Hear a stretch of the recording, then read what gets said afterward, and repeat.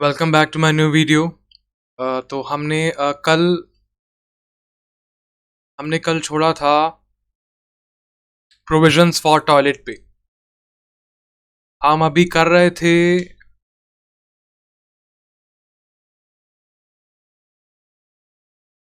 Indicators of poverty.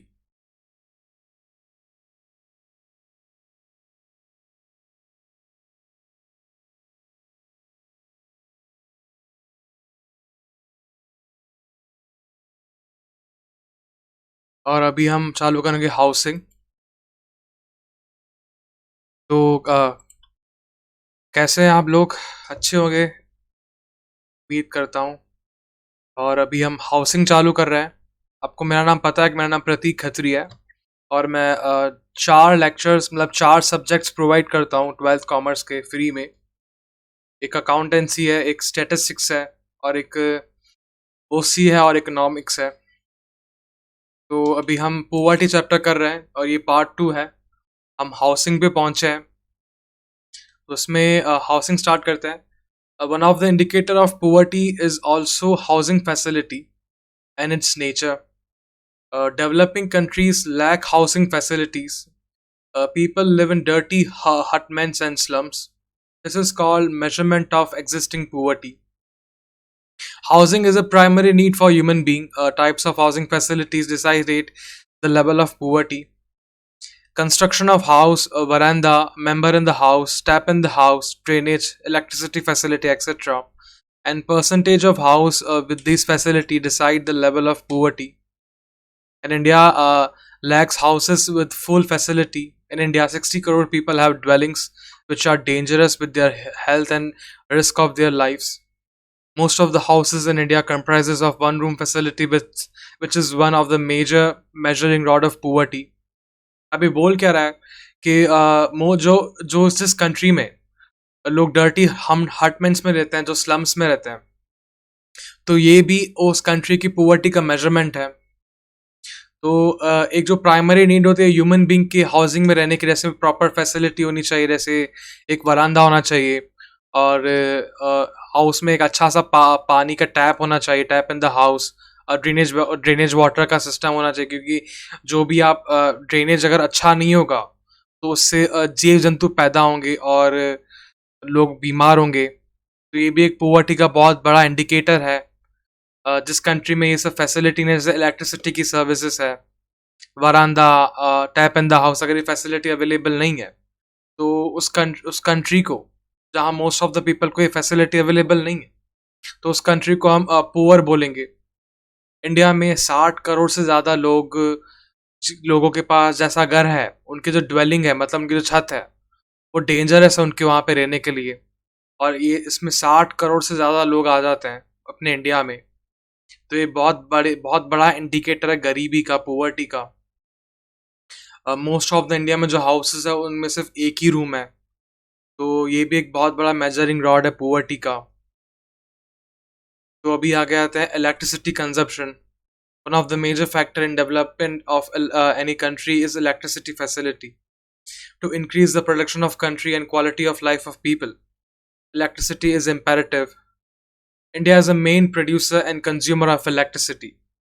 Then also because of high population and low per capita income, per person electricity consumption is very less.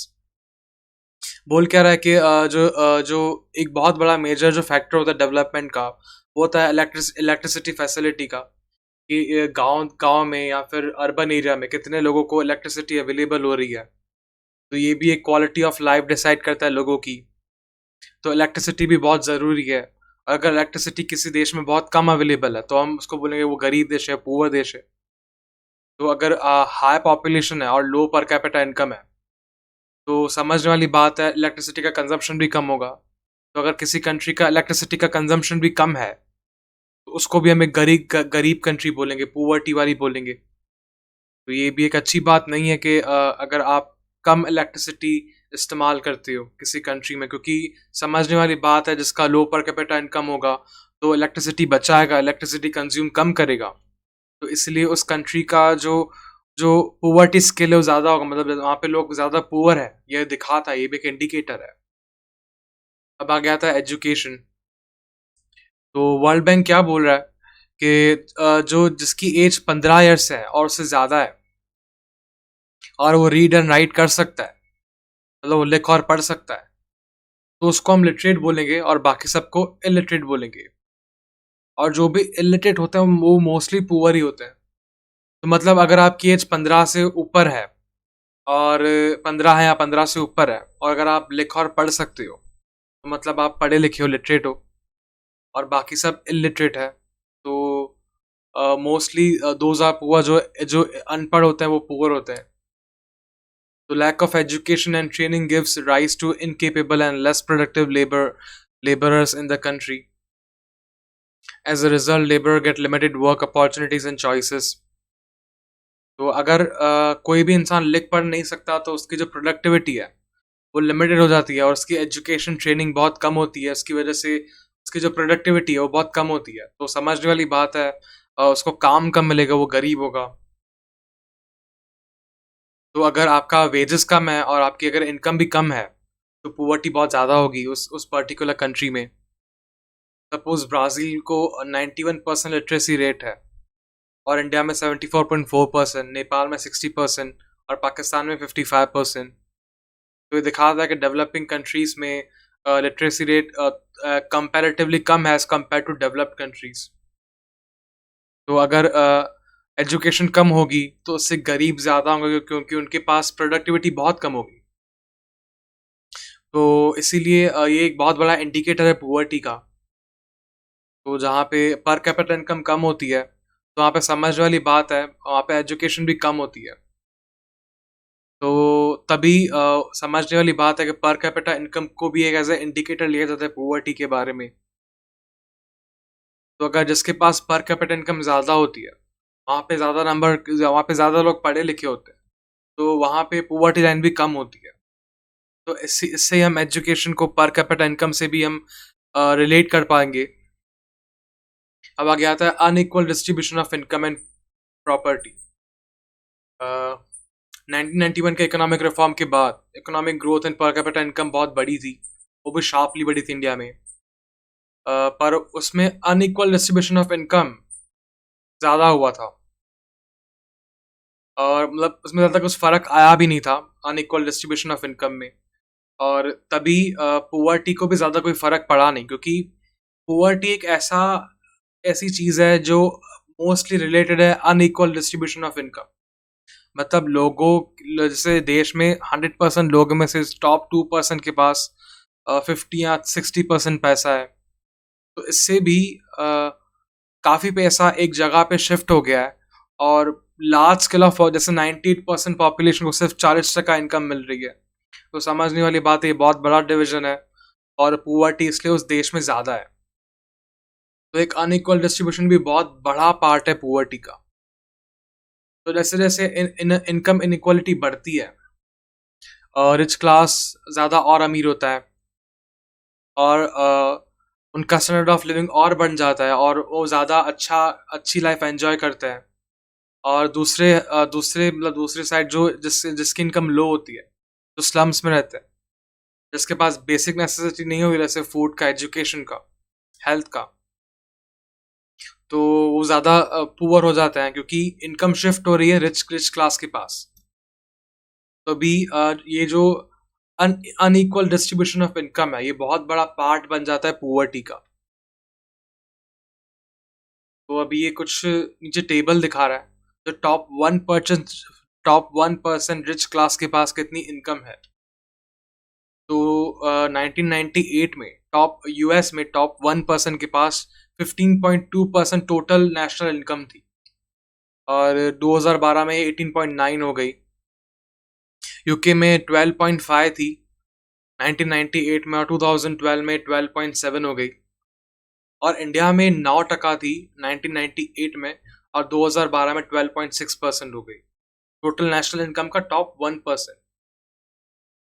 और 2015-16 की जो economic survey था उसमें से ये चीज़ निकाली गई थी। तो ये दिखा रहा है कि कैसे एक छोटे से परसेंट लोग, जैसे 1% लोग है, उसको कितना बड़ा पार्ट गया है नेशनल इनकम का। तो उससे जो टॉप 99% लोग हैं उनको कुछ 88% के आसपास इनकम मिली, जो बहुत ही अनइक्वल बात है और इससे ही पुअर्टी का ओरिजिन होता है। तो unequal distribution of national income एक बहुत बड़ा पार्ट है पुअर्टी का। अब आगे आता है high rate of unemployment. When people with working capacity and willingness to work at existing wage rate and do not find work, they are said to be unemployed. अब ये एक डेफिनेशन है, जब एक नॉर्मल आदमी बहुत वेलिंग होता है काम करने के लिए, जो भी वेज रेट है उसके ऊपर, पर उसको फिर भी काम नहीं मिलता, तब उसको बोलेंगे अनएम्प्लॉयड। तो लो इकोनॉमिक डेवलपमेंट और jobless growth after 1991 resulted in less development of economic opportunity in comparison to increase in supply of labor, the main reason of increase in unemployment.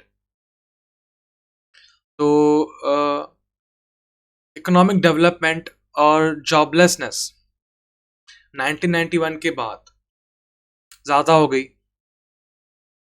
और क्योंकि लो इकोनॉमिक डेवलपमेंट था 1991 के बाद, तो employment opportunities इतनी ज़्यादा बड़ी नहीं as compare to supply of labour. तो ये भी एक बहुत बड़ा रीज़न है अनएम्प्लॉयमेंट का।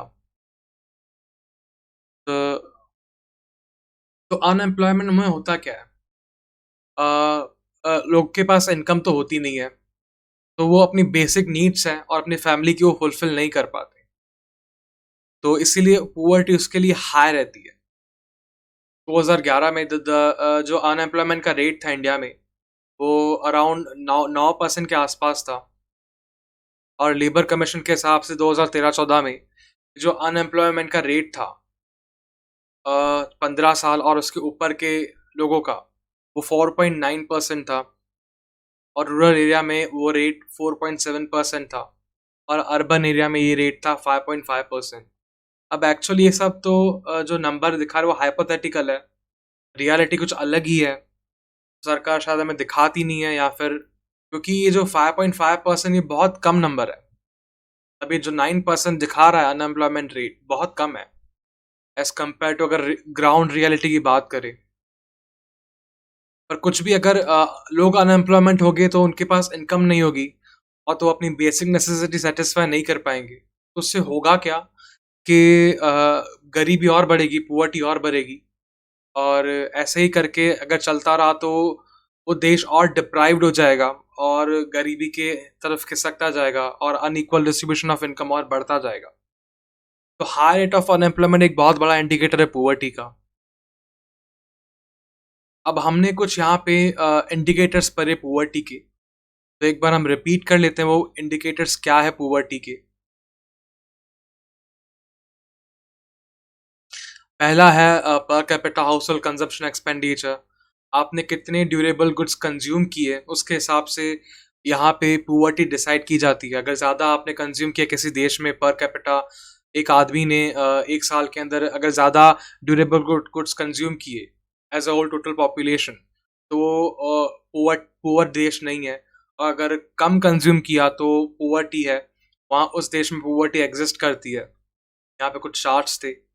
दूसरा है लेवल ऑफ माल न्यूट्रिशन, कि कितने लोगों के पास कितने अच्छा खाना है, और कितने वो कैलोरीज, प्रोटीन्स, कार्बोहाइड्रेट, विटामिन जितने ज़रूरी है शरीर के लिए जो ज़रूरी है, वो देश के वासी वो ले पा रहे हैं कि नहीं ले पा रहे हैं। अपनी कम पर कैपिटा इनकम की वजह से कई सारे लोग ये चीज़ें सेटिस्फाई नहीं कर पाते, तो वो देश पुअर बोलता है। अभी तीसरा life expectancy and infant mortality rate. तो अगर किसी देश में अगर एवरेज लाइफ एक्सपेक्टेंसी ज़्यादा है, तो समझने वाली बात है कि वो देश अच्छा डेवलप्ड है और वो पुअर नहीं है। अगर किसी में लाइफ एक्सपेक्टेंसी कम है, मतलब इंसान की उम्र थोड़ी कम है, जैसे जापान में 90 है पर इंडिया में 68 इसके पास पास है, 70 है, तो हम बोलेंगे कि इंडिया कम डेवलप्ड है एज कम्पेयर टू जापान, और ये इंडिया इंडिया पुअर्टी की तरफ ज़्यादा है। और अगर इन्फेंट मोर्टालिटी रेट भी ज़्यादा है तो हम बोलेंगे वो कंट्री पुअर है। तो ये भी एक इंडिकेटर है पुअर्टी का। ये पूरा चार्ट्स दिया इन्फेंट मोर्टालिटी के और लाइफ एक्सपेक्टेंसी के। मेडिकल फैसिलिटीज़ अगर किसी देश में अच्छी है, तो वो पुअर नहीं है, पर किसी देश में बहुत ख़राब है, जिससे डेथ ज़्यादा हो रही है, अलग-अलग बीमारियाँ फैल रही हैं। समझने वाली बात है, ये पुअर्टी का बहुत बड़ा इंडिकेटर है। प्योर ड्रिंकिंग वाटर फैसिलिटी अगर ज़्यादा अवेलेबल है और सबको अवेलेबल है, तो वो देश पुअर नहीं है। और अगर इसकी फैसिलिटी कम अवेलेबल है, तो ये इंडिकेट करता है कि वो देश पुअर है। प्रोविजंस ऑफ टॉयलेट अगर पूरे देश में हर जगह टॉयलेट है, हर घर में टॉयलेट है, तो वो देश पुअर नहीं होगा। पर अगर इंडिया की बात करें, तो 70% पॉपुलेशन विलेज में रहती है, तो वहाँ पे जो टॉयलेट की फैसिलिटी होती है, वो बहुत कम होती है। तो बोलेंगे कि इंडिया पुअर है, और हम ऐसा बोल सकते हो कि बहुत बड़ा इंडिकेटर है पुअर्टी का। इससे क्या होता है, बीमारियाँ फैलती है, लोगों की प्रोडक्टिविटी कम होती है, लोग कम प्रोडक्शन करते हैं। तो इससे होता है क्या कि देश में पैसा कम जनरेट होता है, तो इससे पुअर्टी ज़्यादा बढ़ती है। ये कुछ हाउसिंग फैसिलिटी, अगर इंडिया के पास अच्छी, जो लोग हैं इंडिया में रह रहे हैं उसके पास अच्छी हाउसिंग फैसिलिटी है, और उनकी सेफ ड्वेलिंग है, और वहाँ का जो एनवायरनमेंट अच्छा है, वहाँ पे एक वरांदा है, वहाँ पे एक फ्रेश टाइप ऑफ वाटर है, वहाँ पे ड्रेनेज सिस्टम अच्छा है, वहाँ पे इलेक्ट्रिसिटी 24/7 अवेलेबल है, तो हम बोलेंगे कि वो बहुत अच्छा घर है और वहाँ पे पुअर्टी नहीं है। पर इंडिया में ऐसा नहीं है। इंडिया में 60 करोड़ लोग ऐसी ड्वेलिंग के नीचे रहते हैं जो डेंजरस है उनकी लाइफ के लिए। और अगर रूम की बात करें, तो इंडिया में मोस्ट ऑफ द लोगों के पास एक रूम की फैसिलिटी है, जो बहुत बड़ा इंडिकेटर है कि वो इंडिया बहुत पुअर है, और ये पुअर्टी का बहुत बड़ा इंडिकेटर है हाउसिंग फैसिलिटी। दूसरा, इलेक्ट्रिसिटी कंजप्शन। अभी तो अगर एक देश अगर कम इलेक्ट्रिसिटी कंज्यूम करता है, तो ये इंडिकेट करता है कि उसके पास लो पर कैपिटा इनकम है, और उसका तभी as a low per capita income लोग बिजली बचाते हैं और कम कंज्यूम करते हैं। तो ये बहुत बड़ा इंडिकेटर है कि वहाँ पे पुअर्टी है। फिर आता है एजुकेशन। अगर किसी देश में एजुकेशन अच्छा है, तो वहाँ पे लेबर क्लास अच्छी होगी, लोग प्रोडक्टिव होंगे, ज़्यादा प्रोड्यूस करेंगे चीज़ों को, ज़्यादा अच्छे सर्विसेज प्रोवाइड करेंगे, और वहाँ पे पैसा ज़्यादा होगा, तो समझने वाली बात है, वहाँ पे पुअर्टी भी कम होगी। पर ये इंडिया में नहीं है। इंडिया में 74.4% लोग लिटरेट है। अच्छा, लिटरेट का मतलब क्या? अगर 15 की उम्र के ऊपर के, 15 या उसके ऊपर के, अगर आप लिख और पढ़ सकते हो, तो आप लिटरेट हो, और बाकी सब पुअर है। अभी आता है unequal distribution of income and property. अब इसमें है क्या कि अगर आपके देश में जो इनकम और प्रॉपर्टी वो बहुत अनइक्वली डिस्ट्रीब्यूट हुई है, तो ये भी एक बहुत बड़ा इंडिकेटर है पुअर्टी का, क्योंकि जो टॉप 1% क्लास ऑफ पीपल है, उनके पास 12 या 13 या 18% तक इनकम चली जाती है। तो जो बाकी 99% पॉपुलेशन है, उनके पास सिर्फ 88 या फिर 87-85% ही इनकम आ पाती है, या फिर 82 या फिर 81% इनकम आ पाती है। तो एक बहुत बड़ा अनइक्वल डिस्ट्रीब्यूशन है, जो देश को और पुअर्टी की तरफ धकेलता है। तो ये भी एक बहुत बड़ा इंडिकेटर है पुअर्टी का। अभी फिर आता है हाई रेट ऑफ अनएम्प्लॉयमेंट, क्योंकि अगर किसी देश में अनएम्प्लॉयमेंट बहुत ज़्यादा है, तो वहाँ पे समझने वाली बात है, लोगों के पास प्रॉपर पैसे नहीं होंगे अपनी बेसिक नीड सेटिस्फाई करने के लिए। तो इससे होगा क्या कि पुअर्टी और बढ़ेगी। तो अगर देश में अनएम्प्लॉयमेंट ज़्यादा है, तो समझने वाली बात है कि वो देश पुअर है। तो ये भी एक बहुत अच्छा इंडिकेटर है पुअर्टी का। अभी आगे आता है कुछ कॉजेज ऑफ पुअर्टी। पुअर्टी की वजह क्या है? तो इससे हम समझ पाएंगे कि हम कैसे पुअर्टी को इराडिकेट कर सकते हैं। तो पहले हम रीज़न समझते हैं कि पुअर्टी क्यों है। पहला आता है historical reasons. Historian says that in the 17th century, India was competitively more urbanized and most commercialized nation. In business, India had a major share in exports of cotton textiles. With that, silk, spices, paddy was also exported.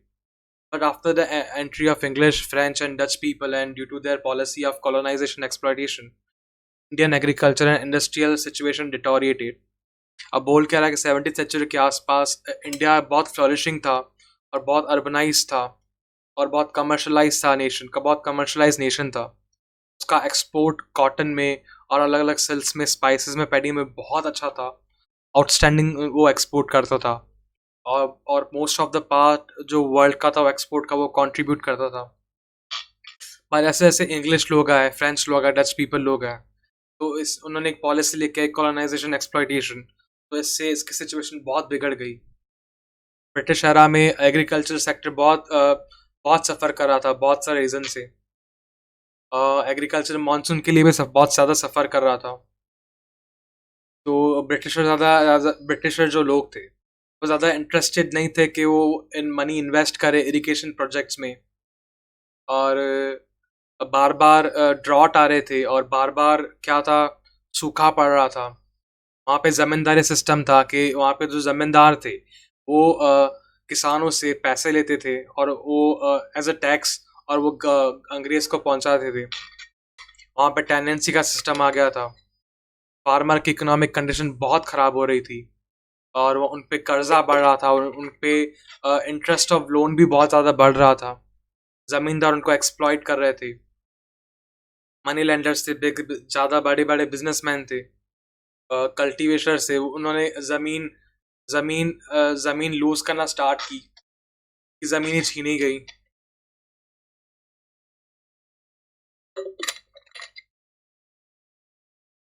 जो farmers थे और agriculture था, उसने बहुत ज़्यादा गरीबी face की उस टाइम पे ब्रिटिश एरा में। वो अलग अलग ट्रेड पॉलिसी लेके आया, टैक्स पॉलिसी लेके आया, इंडस्ट्रियल पॉलिसीज लेके आया, जिससे इंडिया का जो ट्रेड था वो बहुत ख़राब हो गया।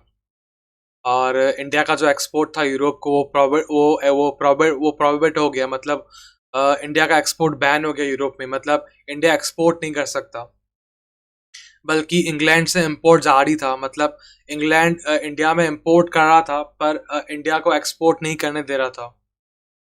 बहुत सारा टैक्स कंसेशन दे रहा था यूरोप को, अ, और बहुत सारा उनको फ्रीडम था, वो इंडियन मार्केट में कुछ भी सेल कर सकते थे। तो इससे होता क्या था, जो डेफिसाइट होता है, नेशनल डेफिसाइट, वो बढ़ रहा था, ट्रेड डेफिसाइट बढ़ रहा था।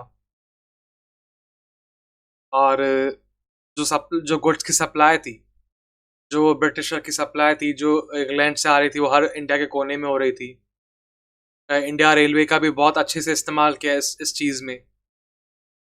तो ऐसे कुछ ऐसे पॉलिसीज लेके आए ब्रिटिशर, जिनको बहुत ज़्यादा, जिनको सरप्लस हो रहा था, क्योंकि वो इंडिया में बहुत ज़्यादा सेल कर रहे थे। इंग्लैंड से माल ला रहे थे और इंडिया में सेल कर रहे थे। और तभी ब्रिटेन में इसकी वजह से इंडस्ट्रियलाइजेशन बहुत ज़्यादा बढ़ गया, और इंडियन मार्केट में वो सारी चीज़ें बिक रही थी, लोग खरीद रहे थे। तभी इंडिया का ट्रेड और बिजनेस ने बहुत ज़्यादा लूज करना स्टार्ट कर दिया, उनका कम्पिटिटिव पावर, प्रोडक्शन पावर। और जो छोटी कॉटेज इंडस्ट्रीज थी, वो इंडिया में बिल्कुल बर्बाद हो गई। तो वहाँ इंडिया में अनएम्प्लॉयमेंट और पुअर्टी बहुत ज़्यादा बढ़ गई। तो ये भी एक बहुत बड़ा रीज़न है इंडिया की जो अभी जो हालत है पुअर्टी के लिए। क्योंकि 17वीं सेंचुरी से ब्रिटिशर्स आए, इंडिया को एक्सपर्ट करना चालू किया। उन्होंने बहुत सारे जमींदारी सिस्टम लेके आए, टेनेंसी सिस्टम लेके आए, और बहुत सारे इन्होंने ऐसी कुछ ट्रेड पॉलिसी, टैक्स पॉलिसीज लेके आए, जिन्होंने इंडिया का एक्सपोर्ट प्रोहिबिट कर दिया यूरोप में। पर उनका जो इम्पोर्ट था इंग्लैंड से लेके इंडिया में, वो चालू था। वो अपना माल इंडिया में बेच रहे थे, पर इंडिया को अपना माल बाहर बेचने नहीं दे रहे थे। तो इससे क्या हुआ कि जो छोटी इंडस्ट्री थी इंडिया की, वो बिल्कुल बर्बाद हो गई। इससे अनएम्प्लॉयमेंट, पुअर्टी बहुत बढ़ गई। तो ये भी एक बहुत बड़ा कॉज है पुअर्टी का। अब रूरल पुअर्टी का कॉज क्या है, मतलब गांव वाले इलाके में पुअर्टी क्यों बढ़ रही है? पहला तो एक natural cause. India has been agriculture country for the beginning, and today also major portion of production population lives in villages and is dependent on agriculture. बोल क्या रहा है कि स्टार्टिंग से ही इंडिया एक एग्रीकल्चर कंट्री था, और आज भी most of the population villages में रह रही है। और वो बहुत ज़्यादा डिपेंडेंट है एग्रीकल्चर के ऊपर। मतलब जो भी पॉपुलेशन विलेज में रह रही है, वो मोस्टली खेती ही करती है, या फिर दूध बेचती है। तो एग्रीकल्चर के ऊपर ही डिपेंडेंट है। तो एग्रीकल्चर का जो प्रोडक्शन है इंडिया में, वो बहुत सारे अलग अलग फैक्टर पे डिपेंड करता है, जैसे रेन, वेदर कंडीशन, और सूखा सूखा पड़ना, अनसर्टेन ऑफ मॉनसून, बाढ़ आना। तो इन सब से प्रोडक्शन कभी लो होता है तो कभी बहुत ज़्यादा बढ़ जाता है। तो इसीलिए उनकी इनकम अनसर्टेन होती है, और मोस्टली इससे नुकसान ही होता है। तो प्रोडक्शन बहुत कम ही होता है हमेशा, क्योंकि सूखा पड़ जाना तो प्रोडक्शन कम हो जाएगा, बारिश ज़्यादा पड़ गई तो प्रोडक्शन कम होगा, बाढ़ आ गई तो प्रोडक्शन बिल्कुल गायब हो गया। तो इससे इनकम बहुत ज़्यादा अनसर्टेन हो जाती है एग्रीकल्चर में। तो इसलिए उसमें पुअर्टी ज़्यादा है। एक एग्रीकल्चर एग्रीकल्चर की बात करें, और मोस्ट ऑफ द इंडिया गांव में रहता है, और most of the India agriculture पे डिपेंडेंट भी है। अभी दूसरे कुछ डेमोग्राफिक फैक्टर्स हैं, जैसे इंडिपेंडेंस के बाद जब प्लानिंग पीरियड चल रहा था और इकोनॉमिक डेवलपमेंट भी हो रहा था और रैपिड हेल्थ इंप्रूवमेंट सर्विसेज भी हो रही थी, पर साथ साथ जो डेथ रेट है वो कम हो रहा था, पर जो बर्थ रेट है वो कम नहीं हो रहा था। तो उससे हुआ क्या कि पॉपुलेशन की जो ग्रोथ है वो बहुत ज़्यादा बढ़ गई। मतलब लोग कम मर रहे थे as compare to birth rate. मतलब लोग ज़्यादा जल्दी नहीं मर रहे थे। मतलब अगर 1,000 बच्चे पैदा हुए तो उस उनमें से जो 1,000 में से जो बूढ़े में से मरने वाले हैं वो सिर्फ 500 लोग मर रहे थे सामने। मतलब 1,000 बच्चे पैदा हुए और 500 लोग ही सिर्फ मरे। तो उससे हुआ कि पॉपुलेशन बहुत ज़्यादा जल्दी बढ़ रही थी, और उनका जो पर कैपिटा इनकम है वो भी कम था उस टाइम पे, क्योंकि तब प्लानिंग पीरियड चल रहा था और इंडिपेंडेंस के बाद का ही टाइम था। तो फैमिली बढ़ रही थी, तो पर और पर कैपिटा इनकम कम था, तो इससे होता क्या था कि पुअर क्वालिटी ऑफ लाइफ होती थी। मतलब लोगों की जो लाइफस्टाइल है वो अच्छा नहीं हो रहा था, क्योंकि वो पॉपुलेशन बढ़ा रहे थे, साथ में उनकी लो पर कैपिटा इनकम भी बहुत कम थी। तो इससे हुआ क्या कि जो लेबर की सप्लाई थी वो ज़्यादा हो गई, क्योंकि पॉपुलेशन बढ़ गई, और जो डेवलपमेंट का पेस वो भी लो था। तो जो अनएम्प्लॉयमेंट भी फिर ज़्यादा थी। तो इससे हुआ क्या कि लेबर ज़्यादा है और अनएम्प्लॉयमेंट भी ज़्यादा है। तो इससे जो वेज रेट था वो बहुत कम हो गया। तो अगर वेज रेट कम हुआ तो बहुत सारे लोग मोस्टली अनएम्प्लॉयड ही हो गए, क्योंकि उनको एज ए इनकम बहुत कम मिल रही थी एज कम्पेयर टू उनको जो जितनी उनको इनकम चाहिए परिवार को चलाने के लिए। तो तभी अनएम्प्लॉयमेंट बढ़ गई और पुअर्टी भी बढ़ गई। मतलब पॉपुलेशन बढ़ी और उतने रेट पे एम्प्लॉयमेंट नहीं बढ़ा, और अगर कोई भी एम्प्लॉयमेंट थी उसका वेज रेट बहुत कम था। तो उससे हुआ क्या कि अनएम्प्लॉयमेंट और बढ़ गई और पुअर्टी भी बढ़ गई। और अभी कुछ ही इकोनॉमिक फैक्टर्स है। जो पहले जो फैक्टर्स थे वो नेचुरल कॉजेस थे, डेमोग्राफिक फैक्टर्स थे। अब आ गया कुछ इकोनॉमिक फैक्टर्स। पहला है लो एग्रीकल्चर प्रोडक्टिविटी पर लेबर।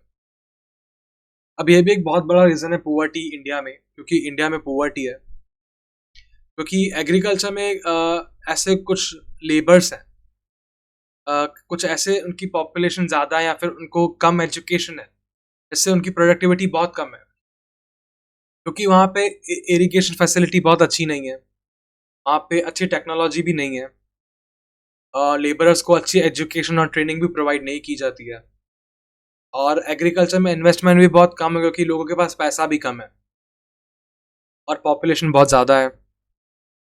तो इससे होता क्या है कि जो एग्रीकल्चर की प्रोडक्टिविटी वो बहुत कम हो जाती है, और जो फार्मर की इनकम है वो कम ही रहती है, और पुअर्टी बहुत ज़्यादा बढ़ जाती है। मतलब वो है चीज़ हो क्या रही है, समझ रहे हो कि एग्रीकल्चर में हो क्या रहा है कि इरिगेशन फैसिलिटी अच्छी नहीं है, टेक्नोलॉजी भी अच्छी नहीं है, और एजुकेशन कम है लेबर को, और इन्वेस्टमेंट भी बहुत कम किया गया एग्रीकल्चर के अंदर, और पॉपुलेशन ज़्यादा है। तो इससे होता क्या कि जो वेज रेट होता है लेबर का वो बहुत कम हो जाता है एग्रीकल्चर में। तो इससे जो फार्मर्स की इनकम है वो लो रहती है, और इससे गरीबी और ज़्यादा बढ़ जाती है। तो अगर एग्रीकल्चर में प्रोडक्टिविटी बढ़ जाएगी तो समझने वाली बात है, इनकम भी बढ़ जाएगी, इनकम बढ़ जाएगी तो वेज रेट भी बढ़ जाएगा, वेज रेट बढ़ेगा, पुअर्टी कम होगी। पर एक साइकिल है। दूसरा है unequal distribution of land and property. देखो लैंड एक बहुत इंपॉर्टेंट पार्ट है कल्टीवेशन का। जैसे ब्रिटिश सिस्टम में एक जमींदारी सिस्टम था, तो उसमें जो जमीन के जो माल मिल्कत है, ओनरशिप है, वो जमींदार के हाथ में होती थी। तो ये जो क्लास था वो डायरेक्टली लैंड के कल्टीवेशन से एसोसिएटेड नहीं था, तो इसीलिए उनको ज़्यादा इंटरेस्ट था नहीं इन्वेस्ट करने का एग्रीकल्चर में, क्योंकि उनको सिर्फ पैसे से मतलब था, भले उनका जो प्रोडक्शन बढ़ा हो या नहीं बढ़ा हो एग्रीकल्चर में। और जो टेनेंट्स थे, जो काम करते थे फील्ड पे, वो ओनर नहीं थे, तो उनको भी इंटरेस्ट था नहीं कि वो अपने आप इन्वेस्ट करें एग्रीकल्चर में। तो इससे जो एग्रीकल्चर का जो प्रोडक्शन है वो लो ही रहा, प्रोडक्टिविटी कम ही रही, तो इससे पुअर्टी बढ़ती गई। मतलब जमींदार को सिर्फ पैसे से मतलब था, क्योंकि वो लैंड का ओनर था, तो उसको सिर्फ उस लैंड का जो रेंट था उसको खाली चाहिए था, तो उसको कल्टीवेशन से कोई मतलब था ही नहीं। और जो वहां पे टेनेंट थे, मतलब जो भाड़ा दे रहे थे, वो खुद भी जमीन के ओनर थे नहीं, तो इसलिए उन्होंने जमीन में उन्होंने इन्वेस्ट किया नहीं, सिर्फ उन्होंने अपना अनाज उगाया और चले गए। तो इससे जो एग्रीकल्चर का जो प्रोडक्शन था वो लो ही रहा, और इससे पुअर्टी और बढ़ती गई डे बाय डे। मिनिमल अभी एक और रीजन है, minimal development of small and cottage industry. India का जो सेकंड 5 ईयर प्लान था, उसमें इकोनॉमिक डेवलपमेंट की स्ट्रेटेजी बनाई गई, और उसमें हैवी और बेसिक इंडस्ट्री का ज़्यादा इंपॉर्टेंस दिया गया। और जो रूरल एरिया थे, जहाँ पे स्मॉल और कॉटेज इंडस्ट्री थी, का भी एक बहुत बड़ा कंट्रीब्यूशन था एम्प्लॉयमेंट में और प्रोडक्शन में, और इनकम में, और उनको नेग्लेक्ट किया गया। इंस्टीड ऑफ दैट वो सरकार ने हैवी और बेसिक इंडस्ट्री को ज़्यादा इंपॉर्टेंस दिया गया। जैसे स्टील था, कोल इंडस्ट्री थी, माइनिंग इंडस्ट्री थी, और जो बेसिक हैवी इंडस्ट्री थी, ऑयलिंग इंडस्ट्री थी, पेट्रोलियम इंडस्ट्री थी, उनको ज़्यादा ध्यान दिया इंस्टीड ऑफ कॉटेज और स्मॉल स्केल इंडस्ट्री को। जबकि जो कॉटेज और स्मॉल स्केल इंडस्ट्री थी, उनका बहुत बड़ा कंट्रीब्यूशन था एम्प्लॉयमेंट को और प्रोडक्शन को। ये बात सेकंड 5 ईयर प्लान की है, इंडिया की आज़ादी की बात की। तो उससे हुआ क्या, कि जो एग्रीकल्चर इंडस्ट्री थी, जैसे animal husbandry, dairy farming, fishery, वो बहुत कम पेस पे ग्रो की, और उनका जो ग्रोथ थी वो बहुत स्लो थी। और और जैसे सीजनल अनएम्प्लॉयमेंट आती है, जैसे सपोज विंटर में एक किसान अपनी फसल उगा रहा है, और गर्मी में वो फ्री बैठा है क्योंकि वो फसल गर्मी में नहीं उगती। या फिर एक किसान बारिश में वो पर्टिकुलर फसल उगा रहा है, पर वो जो फसल है वो विंटर में नहीं उगती, तो उसको बोलते हैं सीजनल अनएम्प्लॉयमेंट। उससे वो बढ़ती गई, क्योंकि वहाँ पे ज़्यादा इन्वेस्टमेंट था नहीं, और वहाँ पे अच्छी टेक्नोलॉजी आई नहीं थी कि जिसकी वजह से वो 12 के 12 महीने वो फसल उगा पाए उस पर्टिकुलर एग्रीकल्चर एरिया में। तो इससे अनएम्प्लॉयमेंट और बढ़ती गई और गरीबी और बढ़ती गई। तो एक सरकार की बेवकूफ़ी थी। अभी एक और reason, rapid increase in prices. अब जैसे जैसे पुअर्टी बढ़ती गई, पर साथ में प्राइस भी बढ़ता गया। ऐसे अच्छा, ये प्राइस क्यों बढ़ा? एक तो वॉर हुआ था, दूसरा सूखा पड़ा था, और नेशनल प्रोडक्शन भी कम था, और डिमांड ज़्यादा बढ़ रही थी, और इससे प्रोडक्शन कॉस्ट बढ़ गया, क्योंकि सूखा था और वॉर था, तो टैक्सेस भी ज़्यादा थे, और जो सामने जो सप्लाई थी रॉ मटेरियल की वो भी कम थी, तो इसलिए प्रोडक्शन कॉस्ट भी बढ़ गया।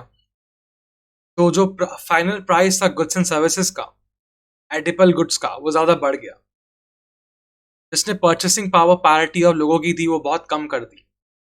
तो इससे हुआ क्या, लोग जो अपनी बेसिक नेसेसिटी थे वो सेटिस्फाई नहीं कर पाए, तो इससे गरीबी और बढ़ गई, तो उससे स्टैंडर्ड ऑफ लिविंग भी और कम हो गया। तो इससे हुआ क्या, कि जो प्राइस बेनिफिट से बिजनेसमैन को और ट्रेडर को वो बढ़ गए। मतलब जो बिजनेसमैन थे, और जो ट्रेडर्स थे, और जो बड़े बड़े फार्मर्स थे, उनका प्रॉफिट डबल हो गया, मतलब जब वो ज़्यादा कमाने लगे, तो इससे जो अनइक्वल डिस्ट्रीब्यूशन ऑफ इनकम था वो और बढ़ गया, तो इससे गरीबी और बढ़ गई। तो ये भी एक इंडिकेटर था, एक वजह थी, जिसकी वजह से रूरल एरिया में पुअर्टी बढ़ गई। अब था high rate of unemployment. India में अनएम्प्लॉयमेंट बहुत ज़्यादा थी उस टाइम पे एग्रीकल्चर एरिया में, क्योंकि मोस्ट ऑफ द पार्ट जो इंडिया का जो मोस्ट ऑफ द पार्ट था वो एग्रीकल्चर पे डिपेंड था, और एग्रीकल्चर मानसून पे डिपेंड था। तभी इसीलिए वो सिर्फ एक ही क्रॉप कल्टीवेट कर पाते थे मानसून की वजह से। तो सीजनल अनएम्प्लॉयमेंट बहुत ज़्यादा थी, मतलब एक सीजन में किसान काम करता था, दूसरे सीजन में किसान काम कर ही नहीं पाता था, क्योंकि वहां पे वो क्रॉप उस सीजन में उगता ही नहीं था। तो इससे साथ में पॉपुलेशन भी बढ़ रही थी, और इंडिया में जॉइंट फैमिली का सिस्टम है, तो इससे उस फैमिली पे बर्डन भी बढ़ रहा था और एग्रीकल्चर पे भी बर्डन बढ़ रहा था। तो इससे करती क्या थी कि जो जो एक फैमिली है, एक बहुत छोटे से फार्म में पूरी की पूरी फैमिली लग जाती थी, तो उससे डिस्कस्ड अनएम्प्लॉयमेंट होता था। अच्छा, ये डिस्कस्ड अनएम्प्लॉयमेंट क्या है? जब एक ही फार्म में, जहाँ पे 5 मजदूर चाहिए, उसके बदले 10 मजदूर काम कर, तो उसको हम बोलेंगे डिस्कस्ड अनएम्प्लॉयमेंट। तो ये रूरल एरिया में इंडिया में बहुत ज़्यादा थी, क्योंकि वहाँ पे डेवलपमेंट कम था, और जो वहाँ पे जो अलाइड इंडस्ट्री थी वो कम थी, क्योंकि वहाँ पे इलिटरेसी बहुत ज़्यादा थी। तो वहाँ पे जो लेबर की मोबिलिटी है वो भी कम थी। मतलब लेबर चाहे भी तो दूर दराज इलाके में काम करने नहीं जा पाते थे, क्योंकि वो बहुत दूर थी। इसलिए जो अनएम्प्लॉयमेंट का रेट है वो बहुत ज़्यादा बढ़ गया, और पुवर्टी भी बढ़ गई। मतलब एक तो सीजनल अनएम्प्लॉयमेंट थी, दूसरा पॉपुलेशन ज़्यादा थी, तीसरा डिस्कस्ड अनएम्प्लॉयमेंट हो रहा था, साथ में लेबर की इलेक्ट्रिसिटी भी ज़्यादा थी और उसकी मोबिलिटी भी बहुत कम थी, तो वहाँ पे इंडस्ट्री भी नहीं आ रही थी। तो इससे अनएम्प्लॉयमेंट बहुत ज़्यादा बढ़ गया रूरल एरिया में, और गरीबी वहाँ पे और बढ़ गई। अभी ये कुछ आगे सोशल रीजंस हैं अनएम्प्लॉयमेंट के। एक तो है लो लेवल ऑफ एजुकेशन। इंडिया में जो पोवर्टी है उसका बहुत बड़ा रीजन है लो लो एजुकेशन और ट्रेनिंग और स्किल। तो जो रूरल एरियाज हैं वहाँ पे एजुकेशन का लेवल बहुत कम है, तो इसलिए वो जो रूरल एरिया के लोग हैं वो नई टेक्नोलॉजी एग्रीकल्चर में ट्राई नहीं कर पाते, और जो नया एग्रीकल्चर सिस्टम है वो अडॉप्ट नहीं कर पाते, और जो रिसर्च होती है, जो बेनिफिट होता है मार्केट में, वो ज़्यादा वो ले नहीं पाते, तभी वो ज़्यादा उनका प्रोडक्ट बिकता भी नहीं है। तो उनकी जो पर हेक्टर प्रोडक्टिविटी है और पर लेबर प्रोडक्टिविटी दोनों कम हो जाती है, और कम रहती भी है लंबे टाइम तक।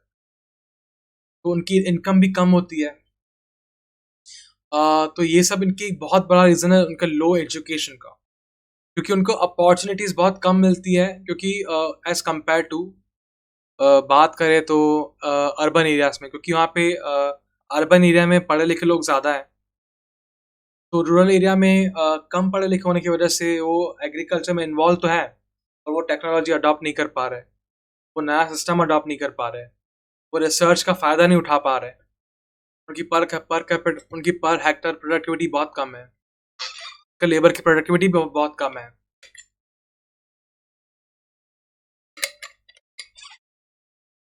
एज अ रिजल्ट उनकी इनकम भी बहुत कम है, तो वहाँ पे अपॉर्चुनिटीज़ बहुत कम अवेलेबल है एम्प्लॉयमेंट की। तो इसलिए वहाँ पे जो वेज रेट है वो लो ही रहता है, और पोवर्टी वहाँ पे बढ़ती जाती है। अभी आगे आता है जेंडर इनइक्वालिटी। वहाँ पे जेंडर इनइक्वालिटी भी बहुत ज़्यादा है रूरल एरियाज में। जो सोसाइटी है वो फीमेल की हेल्थ के बारे में बहुत कम सोचती है, और फीमेल को बहुत ही ज़्यादा high level of mall nourishment होता है, उन पे लो वेट भी ज़्यादा होता है, और उनको वीकनेस भी बहुत ज़्यादा होती है।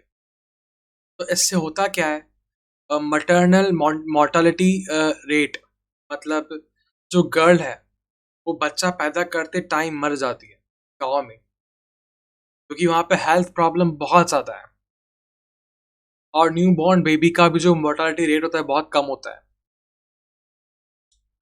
और वहाँ पे जो वर्क का अलोकेशन है, अ,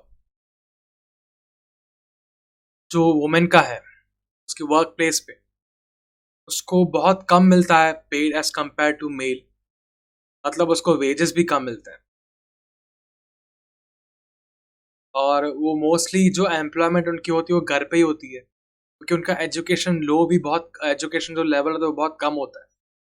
तो उनको जो इकोनॉमिक अपॉर्चुनिटीज चाहिए होनी चाहिए, जिसको उनको मिलनी चाहिए, उनको उनको उतनी मिलती है नहीं। और जितनी टोटल पॉपुलेशन है उसमें वुमेन हाफ से भी ज़्यादा कम है, तो उससे होता क्या है कि उसकी जो हेल्थ लेवल है और जो उनकी अपॉर्चुनिटी की जो वैल्यू है वो कम हो जाती है, क्योंकि उनका स्टैंड लेने के लिए बहुत कम लोग होते हैं। तो तभी एक फैमिली की इनकम रूरल एरिया में बढ़ नहीं पाती और वहाँ पे गरीबी बनी रहती है कि वहाँ पे फीमेल्स की रिस्पेक्ट होती नहीं है, कि हेल्थ केयर की फैसिलिटी अच्छी होती नहीं है। वहाँ पे जो मटर्नल मोर्टेलिटी रेट ज़्यादा होता है, मतलब जो एक फीमेल होती है वो बच्चा पैदा करते वक्त बहुत जल्दी मर जाती है गाँव में। और वहाँ पे जो फीमेल का वेज रेट है वो बहुत कम होता है। तो इसकी वजह से जो ओवरऑल पॉपुलेशन होती है, जिसका जो फैमिली होती है की इनकम बहुत कम रहती है, इसलिए वहाँ पे पुअर्टी बहुत ज़्यादा होती है as compare to urban areas. अब आगे आता है अदर अदर रीजंस। एक तो है वॉर। इंडिपेंडेंस के बाद इंडिया ने 2 वॉर लड़े थे अपनी नेबरिंग कंट्रीज। एक पाकिस्तान था, एक चाइना था। तो वॉर के टाइम बहुत ही लिमिटेड रिसोर्सेज थे कंट्री में।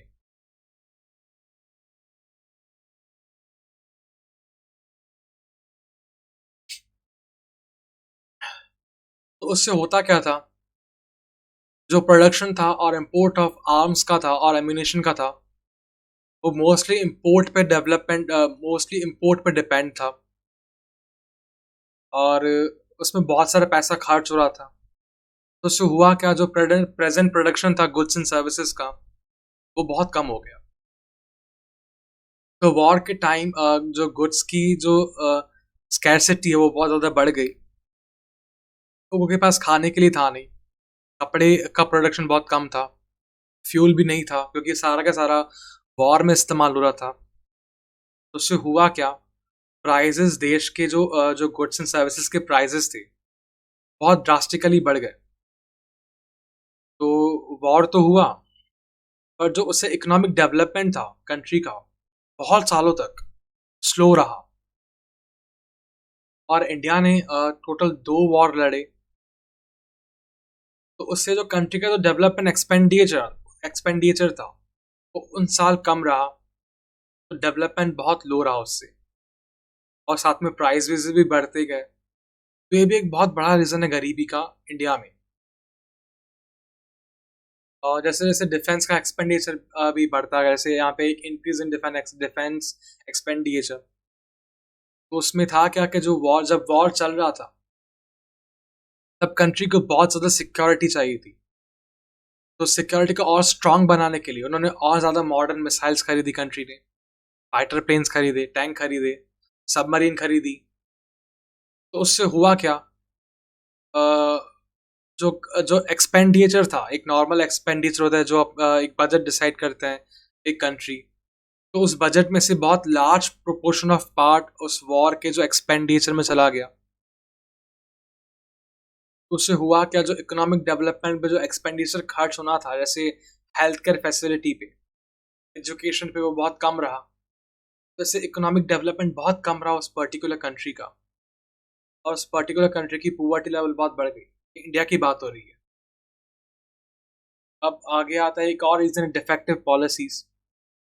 ऐसे सेकेंड 5 ईयर प्लान में कंट्री ने बेसिक और हैवी इंडस्ट्री पे बहुत ज़्यादा फोकस किया। तो उससे हुआ क्या, तो स्मॉल एंड कॉटेज इंडस्ट्री थी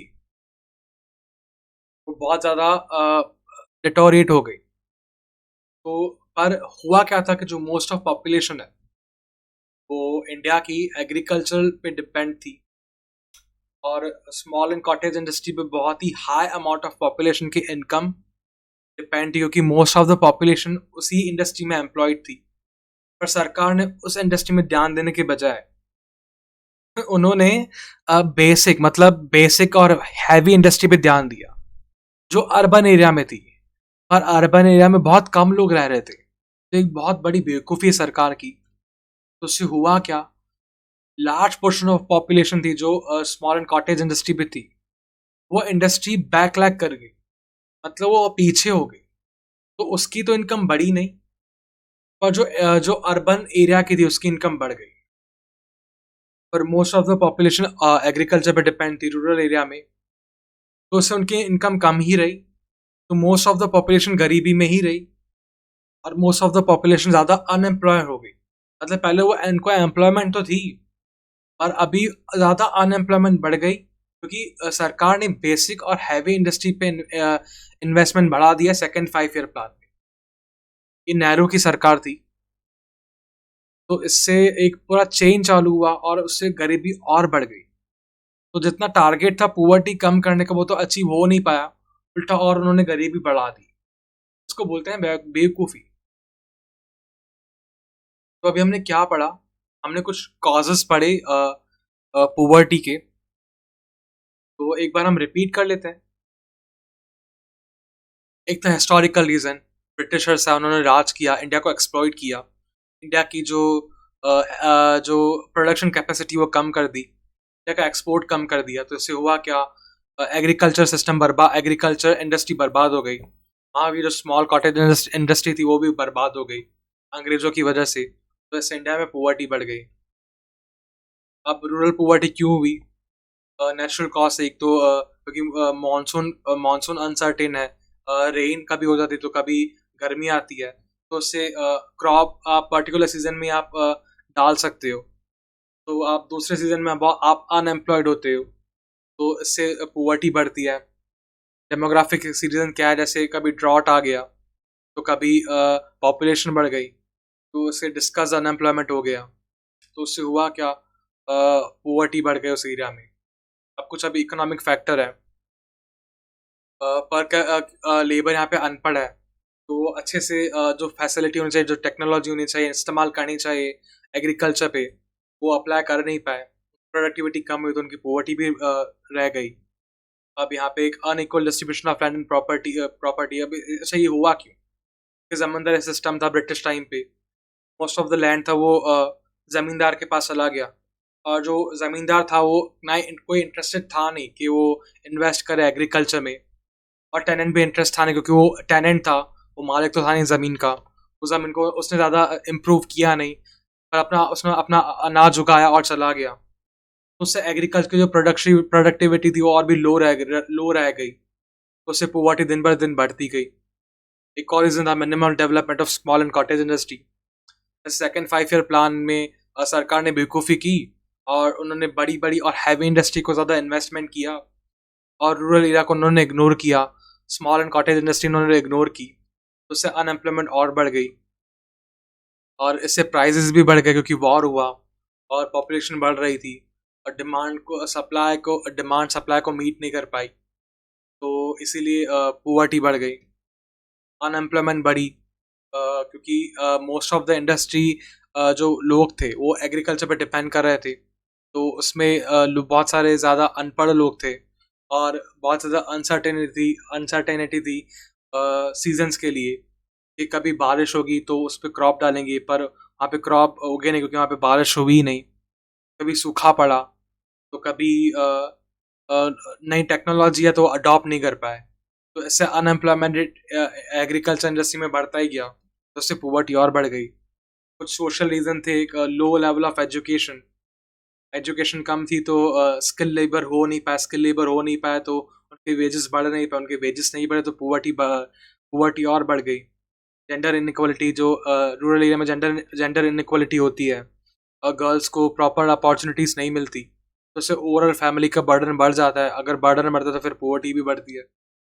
जैसे अदर रीज़न में वॉर हुआ, वॉर में जो एक्सपेंडिचर था वॉर का वो बढ़ गया, गुड्स का प्रोडक्शन कम हो गया, तो इससे डिमांड सप्लाई को मीट नहीं कर पाई, तो डिमांड बढ़ी सप्लाई कम थी, तो इससे प्राइस राइज हुए और पुअर्टी बढ़ गई।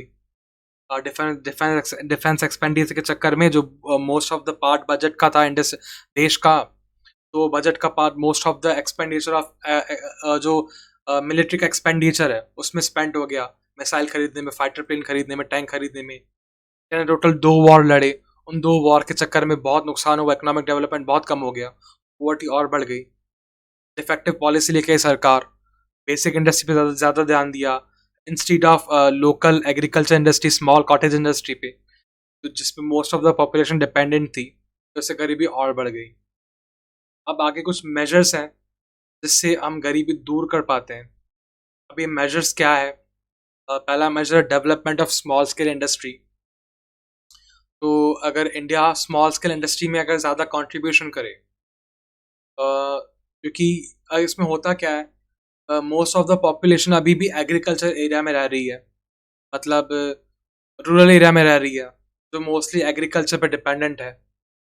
तो समझने वाली बात है, स्मॉल एंड कॉटेज इंडस्ट्री बहुत बड़े अमाउंट में कंट्रीब्यूट करे इंडिया में, नेशनल इनकम में और एम्प्लॉयमेंट में।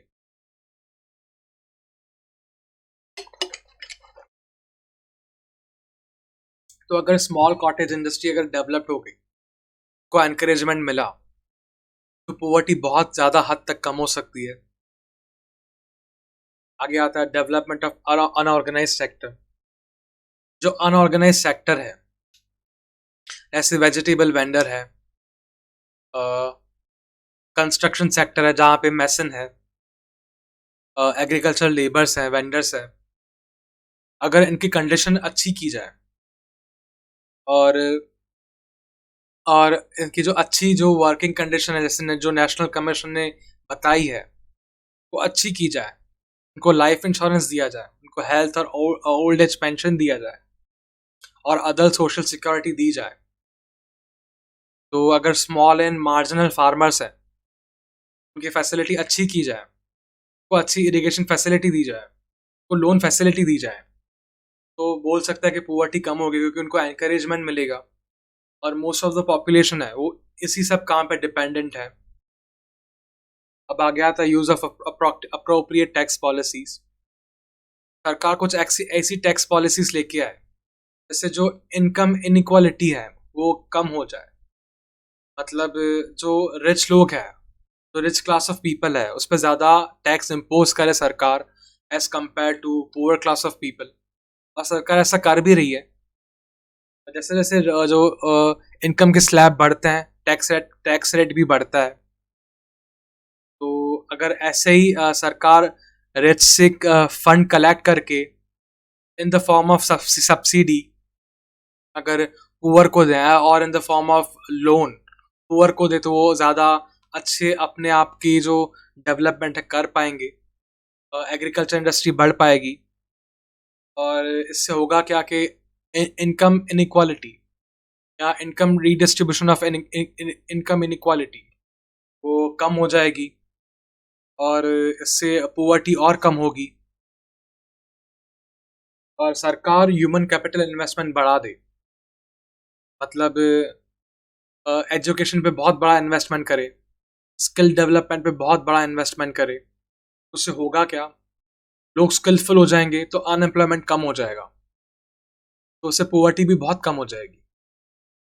तो अगर एजुकेशन का लेवल हाई होगा तो अलग अलग जो अनएम्प्लॉयमेंट की जो अपॉर्चुनिटीज़ है, जो एम्प्लॉयमेंट की जो अपॉर्चुनिटीज़ हैं और जो चॉइसेस हैं काम करने की, लोगों के पास बढ़ जाएगी, क्योंकि उनके पास अभी स्किल है, वो ज़्यादा प्रोडक्टिव है, तो वो अलग अलग काम कर पाएंगे ज़्यादा वेजेस पे। तो उससे होगा क्या कि जो पुअर्टी है, जो बेसिक पुअर्टी है, जो जिनको जो बेसिक नेसेसिटीज है सेटिस्फाई नहीं कर पाते, वो अपने वेजेस के थ्रू सेटिस्फाई कर पाएंगे। पर इसके लिए एक कंटिन्यूअस इन्वेस्टमेंट चाहिए, उनको ट्रेनिंग देनी पड़ेगी, उनको रिसर्च करना पड़ेगा उनके लिए, जिससे वो एजुकेशन फैसिलिटी और अच्छी कर पाए। तो अगर ये हो गया तो पुअर्टी बहुत हद तक कम हो सकती है। अब है कि गुड्स एंड सर्विसेज को रीजनेबल रेट पे बेचे, तो एक न्यूट्रिटिव फूड और जो फूड सिक्योरिटी होनी चाहिए लोगों को, पुअर पीपल को, अगर वो मिल जाए लोगों को, या फिर एक रीजनेबल रेट पे कुछ जो गुड्स एंड सर्विसेज है वो पुअर लोगों को मिल जाए, तो पुअर्टी बहुत हद तक कम हो सकती है। तो अगर पब्लिक डिस्ट्रीब्यूशन जो इंडिया का है, उसमें जो राशन शॉप्स है जो रूरल एरिया में और अर्बन एरिया में, वो जो बेसिक यूटिलिटी प्रोवाइड करती है गुड्स की एज अ रीजनेबल प्राइस, अगर वो अच्छे से अवेलेबल हो जाए, और ज़्यादा राशन शॉप खुल जाए रूरल एरिया में और अर्बन एरिया में, और इससे बहुत हद तक पुअर्टी कम हो सकती है। जब ड्रॉट आता है, स्कैरसिटी आती है, तब जब सूखा पड़ता है या फिर अनाज नहीं उगता, तब पब्लिक डिस्ट्रीब्यूशन के थ्रू जहाँ पे ज़्यादा अनाज उग रहा है वो डिस्ट्रीब्यूट करना चाहिए पुअर लोगों को। उससे होता क्या है कि जो पुअर लोग हैं वो अपनी जो बेसिक नीड्स है वो सेटिस्फाई कर पाते हैं। इससे भी हम पुअर्टी कम कर सकते हैं। एम्प्लॉयमेंट जनरेशन के और पुअर्टी इराडिकेशन के गवर्नमेंट को अलग अलग प्रोग्राम चलाने चाहिए, क्योंकि वो बहुत इंटर रिलेटेड है। अगर एम्प्लॉयमेंट जनरेट होगी तो पुअर्टी भी बहुत जल्दी इराडिकेट हो जाएगी। और जो बहुत ही इम्पोर्टेंट एम्प्लॉयमेंट प्रोग्राम्स हैं वो है पुअर्टी इराडिकेशन। एक तो है सेल्फ एम्प्लॉयमेंट प्रोग्राम, जो 6th 5 ईयर प्लान पे इंट्रोड्यूस हुआ था। अलग अलग एजेंसीज ने डिफरेंट डिफरेंट प्रोग्राम्स लाए थे रूरल एरिया के लिए, और ये सब प्रोग्राम्स एक साथ मर्ज किए थे जब 2 अक्टूबर 1980 को। इसको बोलते हैं IRDP, Indian rural development programme.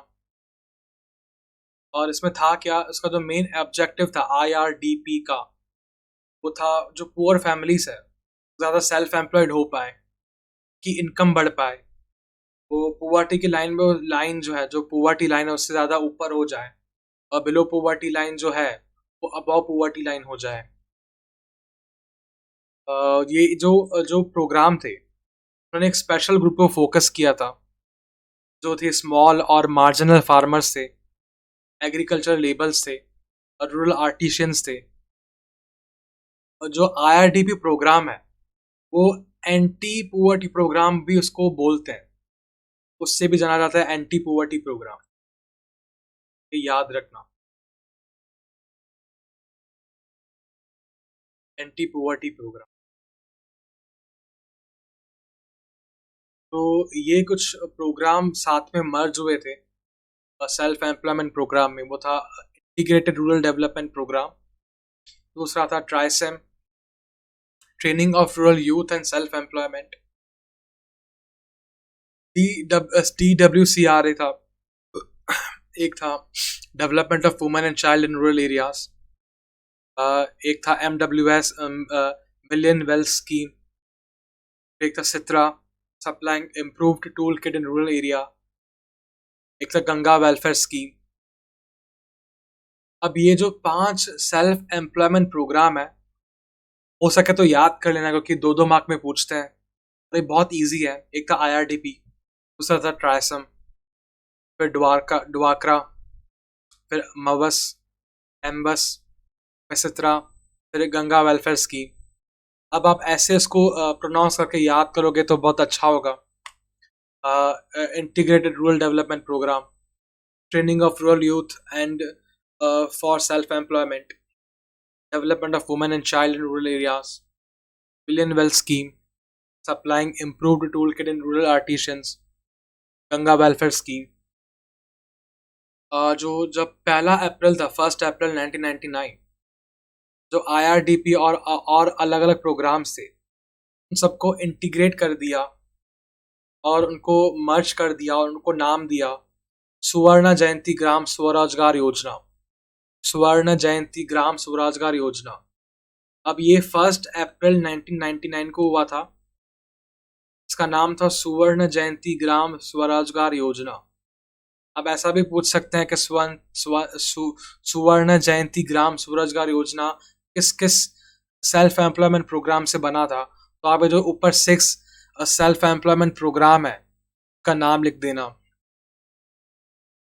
तो इस स्कीम में था क्या कि जो रूरल एरिया था इसका तो डेवलपमेंट पे फोकस किया था, जैसे स्मॉल ट्रेड पे और सेल्फ हेल्प ग्रुप पे ज़्यादा फोकस किया था। उनको इंफ्रास्ट्रक्चर फैसिलिटी प्रोवाइड की थी, उनको टेक्नोलॉजी प्रोवाइड की थी, उनको लोन प्रोवाइड किया था, उनको अलग अलग फैसिलिटी प्रोवाइड की थी, और उनको एक मार्केट प्रोवाइड किया था फाइनल गुड्स का, इसको रूरल पीपल को, रूरल पुअर को।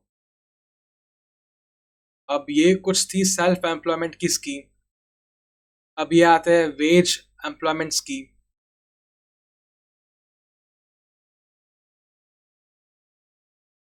ये एक प्रोग्राम था जो पोवर्टी इराडिकेशन का साथ था, और उसके अलग अलग मल्टीपल ऑब्जेक्टिव थे। ये मेन फोकस करता था कि जो पुअर लोग हैं, जो रूरल एरिया में पुअर लोग हैं, उनको बेसिक मिनिमम एम्प्लॉयमेंट मिला जाए फिजिकल लेबर के थ्रू। और ये सिर्फ सेल्फ एम्प्लॉयमेंट प्रोवाइड नहीं करते थे कि स्लैक रीजन में एक सेल्फ एम्प्लॉयमेंट मिल जाए, पर वो जो फ्लड का जो टाइम था, जो ड्रॉट का टाइम था, जो स्कैरसिटी का टाइम था, या अदर अदर जो अदर नेचुरल कैलामिटीज के टाइम थे, उसमें भी उनको रूरल एम्प्लॉयमेंट को प्रोवाइड करते थे। जो उनको जो एम्प्लॉयमेंट चाहिए, बेसिक नीड चाहिए, को वेजेस के थ्रू प्रोवाइड करते थे। वो इस स्कीम के अंदर अलग अलग इंफ्रास्ट्रक्चर फैसिलिटी बनाते थे रूरल रूरल एरिया में। तो उससे होता क्या था कि उनको जो फैसिलिटी बना है, जैसे गांव में उन्होंने ब्रिज बनाया, या फिर गांव में उन्होंने अलग अलग कॉलोनीज बनाई जो सरकार ने ही बनवाई, तो उससे होता क्या था कि उनको वेजेस मिलते थे। तो एक था जवाहर रोजगार योजना, दूसरा था एम्प्लॉयमेंट असिस्टेंस स्कीम। तो ये कुछ स्कीम्स थी जो रूरल एरिया में चलाई थी एज अ वेजेस प्रोवाइड करने के लिए, कि जब उनको सेल्फ एम्प्लॉयमेंट अवेलेबल ना हो तो उनको वेजेस मिले अलग अलग इंफ्रास्ट्रक्चर फैसिलिटी के थ्रू। अब आगे आता है प्राइम मिनिस्टर रोजगार योजना। अब ये 90s के डिकेड में आया था, अ, जब जब ऑर्गेनाइज सेक्टर स्टैग्नेंट हो गया था और जो पब्लिक सेक्टर था उसकी ग्रोथ नेगेटिव हो गई थी और एम्प्लॉयमेंट रेट बढ़ रहा था। तो इस सिचुएशन में हुआ क्या, प्राइम मिनिस्टर रोजगार योजना आई, इसने सेल्फ एम्प्लॉयमेंट की अपॉर्चुनिटी प्रोवाइड की। उनका उनका ऑब्जेक्टिव क्या था कि लोग अपना खुद का वेंचर चालू करें जिससे उनको एम्प्लॉयमेंट मिले। जो पढ़ा लिखा है वो खुद का वेंचर चालू करे, क्योंकि सरकार उसको अलग अलग लोन प्रोवाइड करेगी। तो ये था प्राइम मिनिस्टर रोजगार योजना, जो पढ़े लिखे अनएम्प्लॉयड को अपना खुद का वेंचर चालू करके दे रही थी। तो ये 90s में आई थी। अब आगे आते हैं national rural employment guarantee act, NREGA. ये थोड़ा फेमस है। 2005 में ये एक्ट आया था, इसको एक्सेप्ट किया था। उसका ऑब्जेक्टिव था कि हम अलग अलग असेट्स बनाएं, पब्लिक कंस्ट्रक्शन एक्टिविटीज़ करें जिससे लोगों को एम्प्लॉयमेंट होगी। उसमें था कि 1% पर family with minimum 100 days to rural and urban poor as well as lower middle class family. मतलब वो हर फैमिली के एक पर्सन को मिनिमम 100 days का एम्प्लॉयमेंट दे रहे थे, चाहे वो रूरल एरिया में हो, कि वो अर्बन एरिया में हो, या फिर वो लोअर मिडिल क्लास फैमिली वाला हो।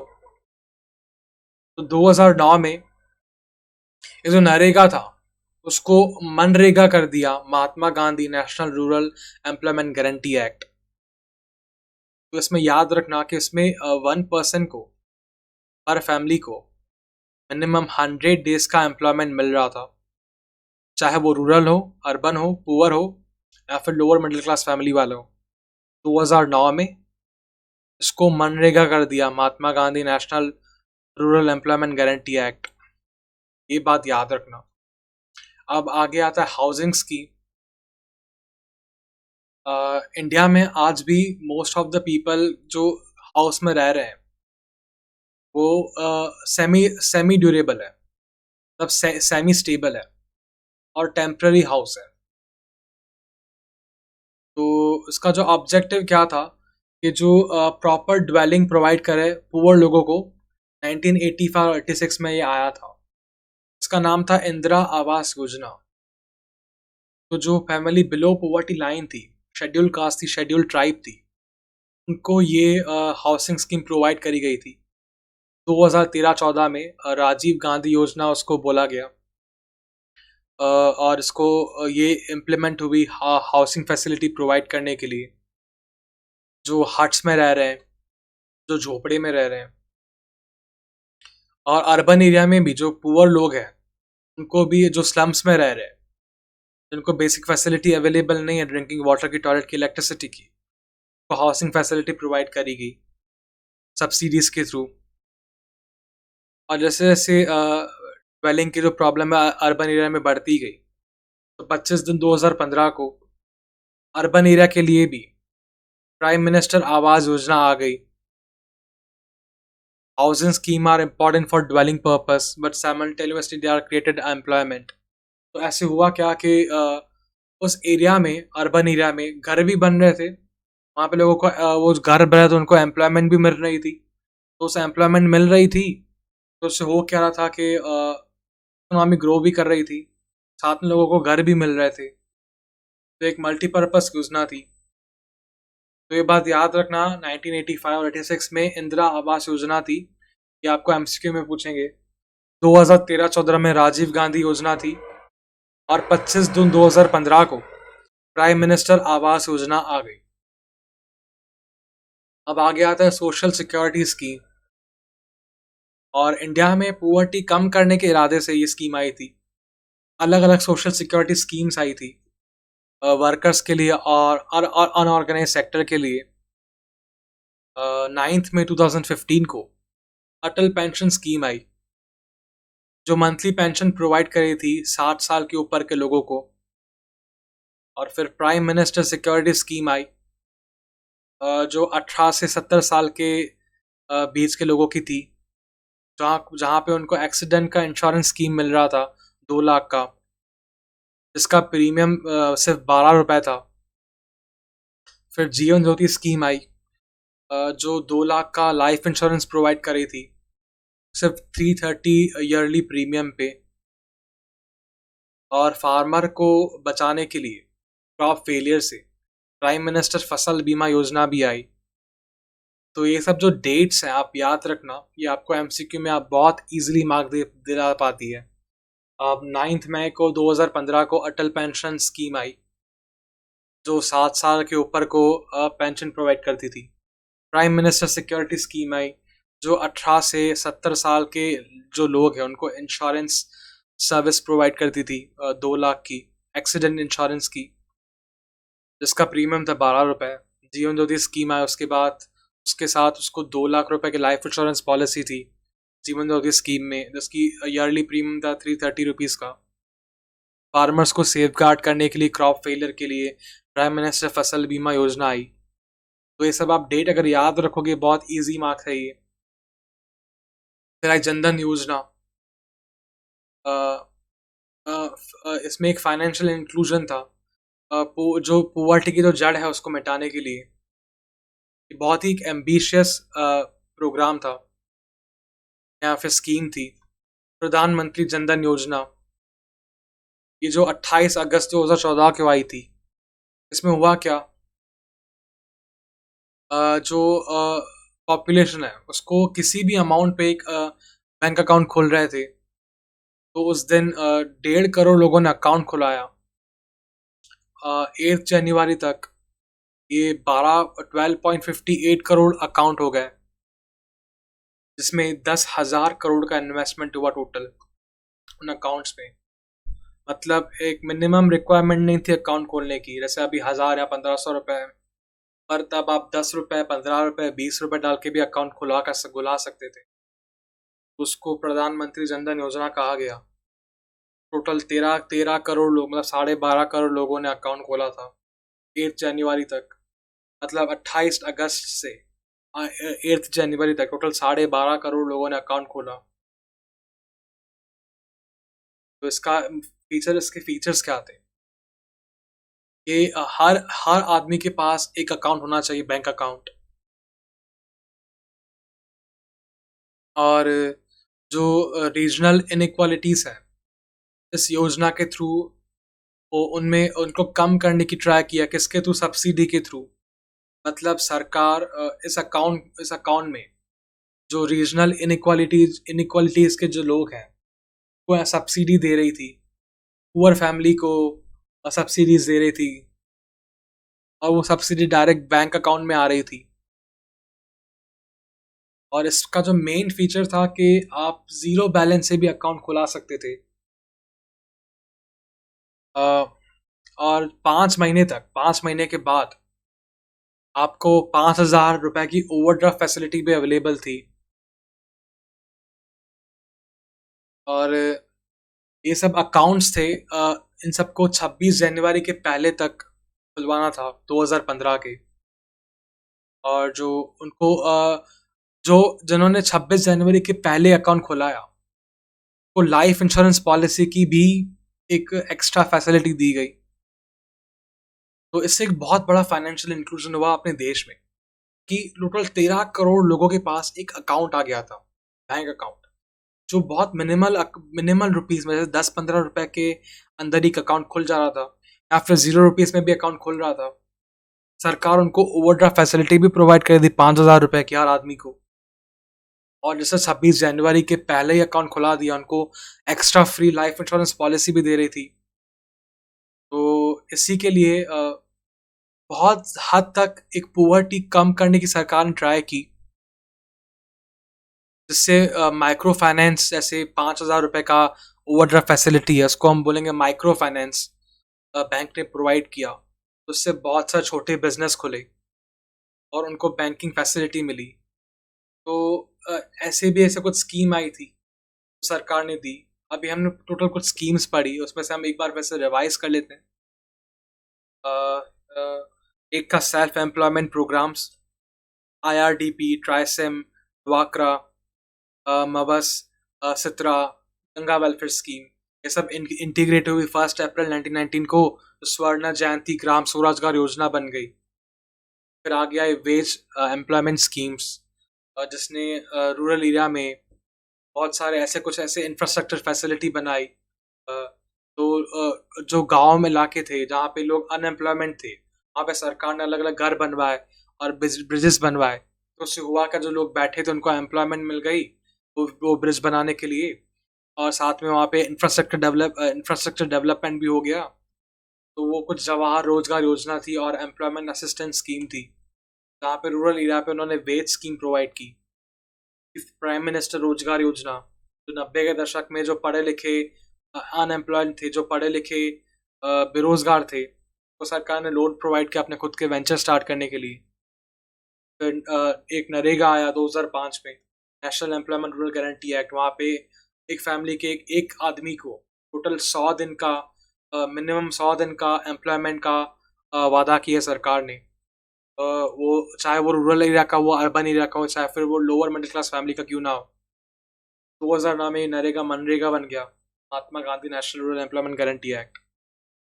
फिर कुछ हाउसिंग स्कीम्स आई, 1985-86 में इंदिरा आवास योजना आई, 2013-14 में राजीव गांधी योजना आई, 2015 में 25 जून को प्राइम मिनिस्टर आवास योजना आई। फिर कुछ सोशल सिक्योरिटी स्कीम्स भी आई, अटल पेंशन स्कीम आई 9 में 2015 को, जो 60 के ऊपर को मंथली पेंशन प्रोवाइड करती थी। प्राइम मिनिस्टर सिक्योरिटी स्कीम आई, जो 18 के 70 साल के बीच के लोगों की थी, एक्सीडेंट इंश्योरेंस के लिए, तो 2 लाख रुपए का मिल रहा था। उनका प्रीमियम था 12 रुपए का। फिर जीवन ज्योति स्कीम आई, जो जिसकी जिसके जो पॉलिसी के जो प्रीमियम पॉलिसी है वो 2 लाख से स्टार्ट हो रही थी, और उसका प्रीमियम था 330 रुपये ईयरली का। और फार्मर को प्रोटेक्ट करने के लिए क्रॉप फेलियर से प्राइम मिनिस्टर फसल बीमा योजना आई। जनधन योजना है, प्राइम मिनिस्टर जनधन योजना 28 अगस्त 2014 को। अच्छा, ये सब जो डेट में बोल रहा हूँ प्लीज याद रखना, MCQ में बहुत आसानी से आपको मार्क्स मिल जाएंगे। प्राइम मिनिस्टर जनधन योजना है 28 अगस्त 2014 को, और उस दिन 1.5 करोड़ अकाउंट खुले, और 8 जनवरी तक लगभग 12.5 करोड़ अकाउंट खुल गए थे, और लगभग 10,590 करोड़ का फंड जनरेट हुआ उन अकाउंट से। उसके फीचर्स क्या थे कि उनको 0 बैलेंस पे अकाउंट खुला था, उनको 5 महीने के बाद 5,000 की ओवरड्राफ्ट फैसिलिटी मिल रही थी। 26 जनवरी से पहले अकाउंट खोला तो लाइफ इंश्योरेंस की सर्विसेज भी मिल रही थी। तो ऐसे कुछ फैसिलिटीज थी और ऐसा कुछ स्कीम इंट्रोड्यूस हुई। तो आज हमारा चैप्टर यहीं ख़त्म होता है। आई होप आपको मेरा वीडियो पसंद आया हो, और अगर पसंद आया तो लाइक करो, शेयर करो, सब्सक्राइब करो, और ये वीडियो शेयर करो, और अपने फ्रेंड्स को भी बताओ कि मैं फ्री क्लासेस प्रोवाइड कर रहा हूँ। टोटल मैं 4 सब्जेक्ट्स प्रोवाइड कर रहा हूँ, account, states, statistics and OC और इकोनॉमिक्स। और अगर आपको कुछ सजेशन देना हो तो प्लीज़ कमेंट्स में बताना। बाकी अभी हम दूसरे वीडियो में मिलेंगे। Bye, take care.